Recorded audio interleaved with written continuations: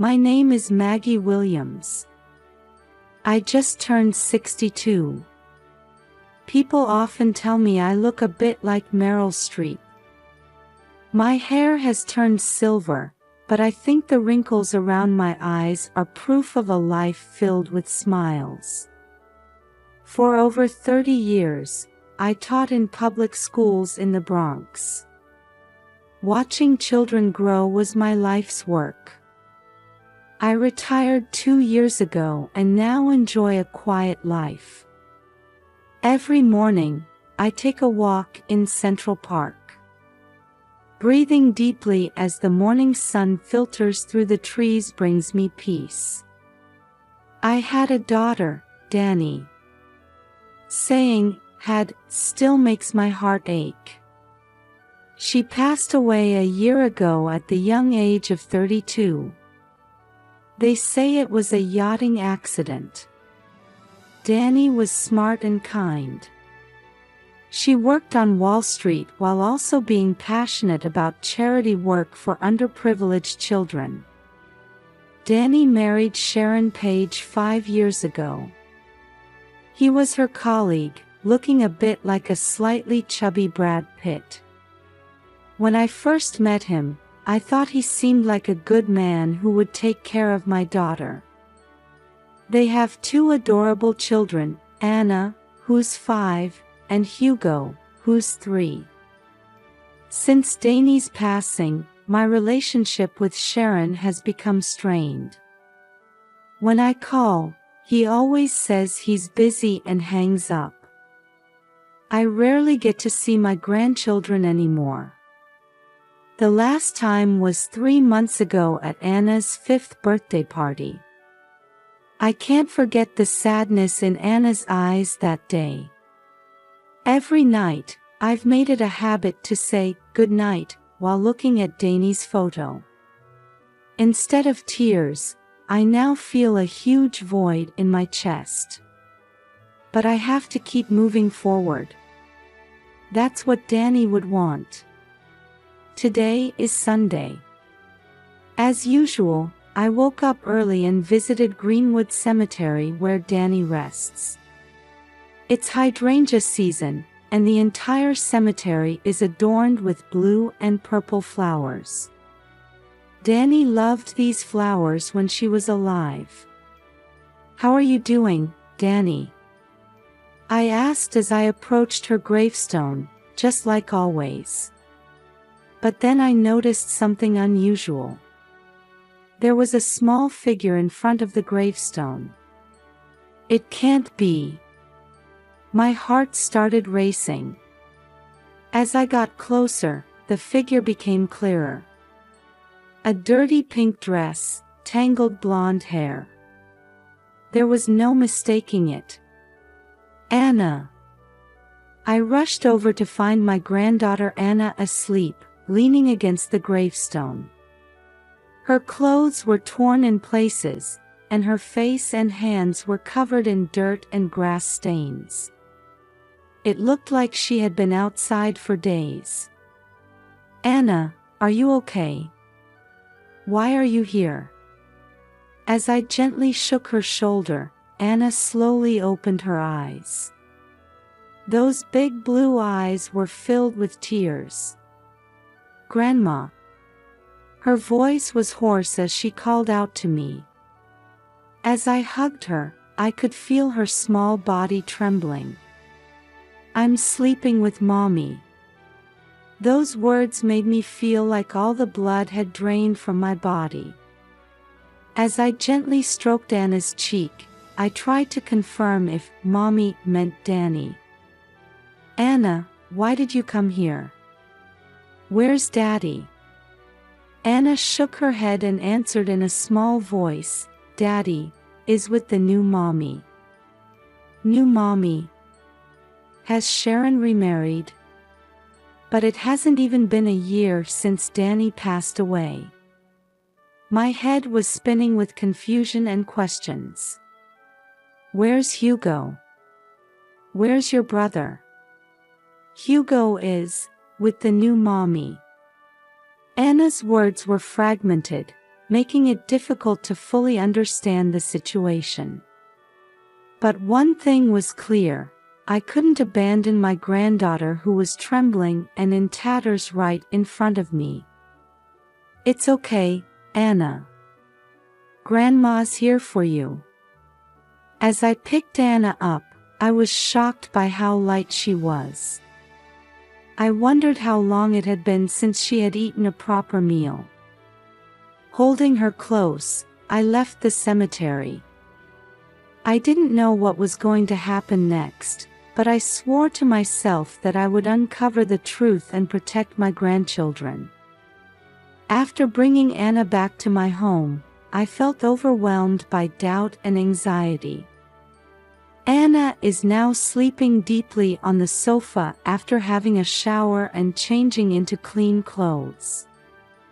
As I watch her small sleeping face, I try to make sense of everything that has happened. Danny's death, and Sharon's suspicious behavior.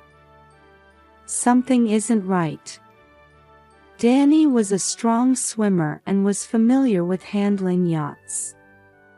It doesn't seem like it could have been just an accident. And Anna's words about Sharon being with a new mommy. It hasn't even been a year since Danny passed away. What's going on? I considered contacting the police several times. But in the current situation, there's not enough evidence. Plus, Sharon is an influential figure on Wall Street. Considering his connections, they might not act quickly. "What should I do, Danny?" I ask, looking at my daughter's smiling face in the photo frame. Suddenly, I remember. Jack Morrison. He might be able to help. Jack was one of my students 20 years ago.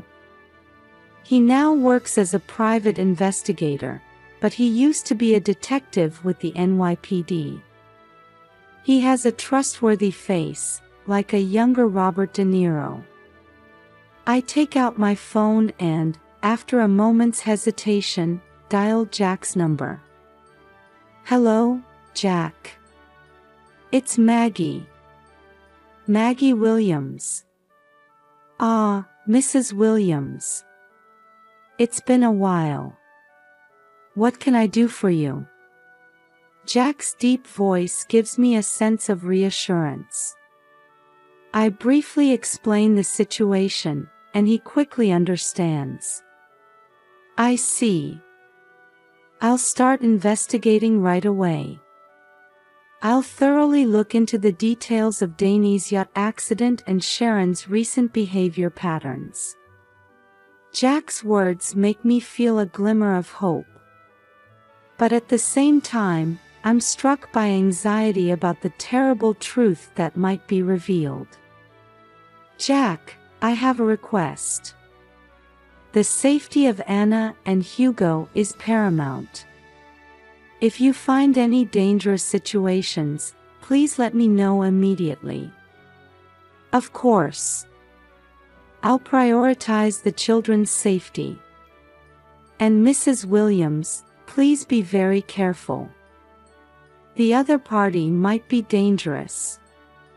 After hanging up the phone, I look at the sleeping Anna. "It's okay, Anna. Grandma will definitely protect you." That night, I contacted Child Protective Services and started the process to temporarily take custody of Anna. This should ensure her immediate safety. But I'm still worried about Hugo. Is he safe too? The next morning, I received the first report from Jack. And its contents left me speechless. "Mrs. Williams, I've discovered something unbelievable."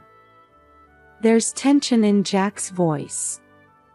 Sharon was indeed meeting someone in secret. The location was a luxury hotel in Manhattan, the Plaza. Those words made me feel like my stomach was being twisted. The plaza is where Danny held her wedding afterparty. It's a place full of memories. The man he was meeting is Mark Johnson, Danny's colleague. Mark Johnson. Hearing that name took my breath away. He has a fresh appearance similar to Matt Damon, and he attended Danny's wedding. I remember hearing that he was a close friend. It seems they've been meeting 2 to 3 times a week. And Jack continued, choosing his words carefully. I looked into Danny's life insurance. There's an enormous payout of 500 million yen, and the beneficiary is Sharon. At that moment, I felt like the air in the room had frozen. 500 million yen. I had no idea Danny had such a large policy. That's not all, Jack revealed an even more shocking fact. I also found out about a charity organization that Danny was secretly planning, called Danny's Dream. It seems it was about to be established. Danny's Dream. Tears welled up in my eyes as I said the name. It's such a beautiful name, just like Danny. The funds for the charity seem to have come from Danny's personal account. It might have been a secret from Sharon.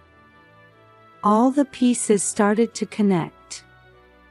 Danny's sudden death, the huge life insurance payout, Sharon's suspicious behavior, and the charity work Danny was secretly advancing. Jack, this is... The words got stuck in my throat. Yes, Mrs. Williams. As a possibility, we might be looking at murder. With those words, I felt my world crumbling. But at the same time, a strong determination welled up inside me. To uncover the truth and carry on Danny's will. And above all, to protect Anna and Hugo. That's the only thing I can do now. Jack, what should we do next? First, we'll gather more evidence. And we'll thoroughly monitor Sharon's movements. Mrs. Williams, please be very careful. We don't know what the other party might do. After hanging up the phone, I gazed out the window. The New York skyline was starting to be tinged with the sunset. Somewhere out there, Hugo must be waiting for me. Wait for me, Hugo. I'll definitely come to save you. That night, I couldn't sleep for a long time. As sleepless nights continued, Jack's investigation steadily progressed. New information came in almost daily. Security camera footage, phone records, detailed analysis of financial transactions. These pieces slowly came together, revealing the terrifying truth. Mrs. Williams, we've found decisive evidence. Jack's voice was filled with excitement one day. We found traces of Sharon and Mark modifying the yacht a few days before the accident. And Jack hesitated for a moment. We obtained emails exchanged between the two. They contained detailed plans for the murder. The moment I heard those words, I felt something crumble inside me. Undeniable fact. My daughter was murdered. Faced with the evidence, I experienced an intense internal conflict. The fear of accepting this truth and a strong thirst for justice. I want to reveal the truth for Danny's sake. But would that hurt my grandchildren even more? Night after night, I struggled with this conflict. Danny, What would you do? Days passed as I questioned my daughter's photo. Then one day, I had a sudden thought. Sarah Goldberg. She was my former student, now a renowned criminal defense attorney. She has a dignified presence reminiscent of Meryl Streep. Hello, Sarah. It's Maggie. Mrs. Williams. It's been a while. What can I do for you? After explaining the situation, Sarah immediately arranged a meeting. The next day, we discussed the evidence in Sarah's office. This is undoubtedly a murder case. But the opponent is an influential figure. We need to proceed cautiously. Sarah's calm analysis helped me regain some composure. First, let's confront Sharon directly. Depending on his reaction, we'll consider our next move. I nodded at Sarah's suggestion. The time had finally come to face the truth. As I prepared myself mentally, I looked at Anna's sleeping face. Grandma will protect you, even for Mommy's sake. And then, the fateful day arrived. Per se, a high-end restaurant in Manhattan. This is where I was to meet Sharon. My heart was pounding as I took deep breaths repeatedly. When Sharon appeared, there was a contemptuous smile on his face. What's this about, Maggie? Suddenly wanting to meet. Sit down, I said coldly. As we sat at the table, I slowly took out documents from my bag. What do you think these are? The smile disappeared from Sharon's face. Records of the yacht modification. And the email exchanges between you and Mark. Sharon's face turned pale. What are you talking about? That's enough. I know everything. That you killed Danny. And why? With trembling hands, I presented the life insurance documents. 500 million yen. Is this what you wanted? And Danny's dream was also in your way. Sharon's agitation intensified. Sweat was dripping from his forehead. No, that's not it. But his words sounded hollow. Admit it, Sharon. You can't run away anymore. At that moment, Sharon's phone rang. It was a call from Mark. His voice echoed throughout the restaurant as Sharon put it on speaker. Sharon, it's over. I'm turning myself in. I can't cover for you anymore. The blood drained from Sharon's face. Mark. What are you saying? I'm going to tell the police everything. I'm sorry, Sharon. It's over. After the call ended, Sharon collapsed into his chair. Why? I asked with a trembling voice. Danny loved you. Sharon covered his face with both hands. Looking at him, I felt a complex mix of pity and anger. Where are the children? Where's Hugo? Sharon answered in a small voice. At Mark's sister's house. At that moment, the restaurant door opened and police officers entered. Jack approached me from behind and placed a hand on my shoulder. Well done, Mrs. Williams. As I watched Sharon being taken away, I let out a deep sigh. It's over now. Danny, I was able to bring you justice. However, I knew this wasn't the end, but a new beginning. The time had come to start a new life with my grandchildren. The week after Sharon and Mark's trial ended, I stood in the Manhattan family court. This time, it was to gain custody of Anna and Hugo. My heart was racing as I took deep breaths. The judge carefully reviewed the documents and looked at me with narrowed eyes. "Mrs. Williams, you're 62 years old. Are you sure you can raise your grandchildren?" I straightened my back and answered in a clear voice. "Yes, I'm confident.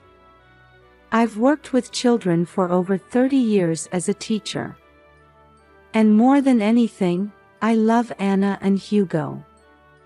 In court, Dr. Jane Robinson, a child psychologist, took the stand. Children who have lost their parents need a stable environment and loving caregiver. In my assessment, Mrs. Williams is the ideal caregiver. Furthermore, to confirm Anna and Hugo's wishes, the judge met with the children individually. When the judge returned, I felt a glimmer of hope seeing the softened expression on their face.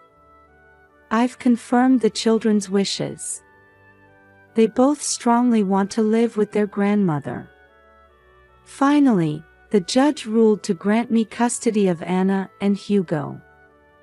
At that moment, a small applause broke out among the supporters in the courtroom. The day after gaining custody, I began the process of establishing Danny's Dream. I would realize the charity organization that Danny had secretly planned. Providing educational opportunities for children from impoverished families was Danny's dream. At the press conference for the establishment of Danny's Dream, I spoke through tears. This organization is a continuation of my daughter Danny's dream and will. I want to deliver her love and kindness to many children. For our new life, we moved to a new home in the Upper East Side. It's a green environment close to Central Park. On moving day, Anna and Hugo excitedly ran around their new rooms. "Grandma, is this our new home?" Anna asked with shining eyes. "Yes, this is your new home," I answered gently. That night, after putting the children to bed, I stood by the window and looked up at the starry sky. "Danny, I'll raise your children well. And I'll definitely make your dream come true." In my heart, I made a new resolution. On a crisp Sunday in spring, Central Park was bustling with families. We were also enjoying a picnic under a big tree. "Grandma, this sandwich is delicious," Hugo said with his mouth full. "Really?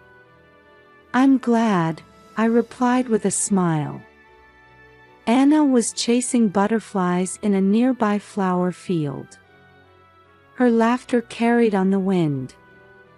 Over the past year, the children have visibly grown. Anna has made friends at school and has become good at drawing. Hugo is still a bit clingy, but he's slowly developing independence. As for me, I've been busy running Danny's Dream. In the year since its establishment, we've already been able to provide scholarships to over 100 children. On our way back from the picnic, Anna held my hand and said, "Grandma, do you think Mom is watching us?" I stopped, looked into Anna's eyes, and said, "Of course. Mom is always watching over you." At that moment, I happened to look up at the sky and saw a beautiful rainbow. "Look at that rainbow. It might be a message from Mom." The children gazed at the rainbow with shining eyes. Watching them, I spoke to Danny in my heart. Danny, your children are growing up wonderfully. And your dream is slowly taking shape. I'll continue to move forward, carrying your will in my heart. As we left Central Park, I was certain. There's still so much hope and possibility ahead in our lives.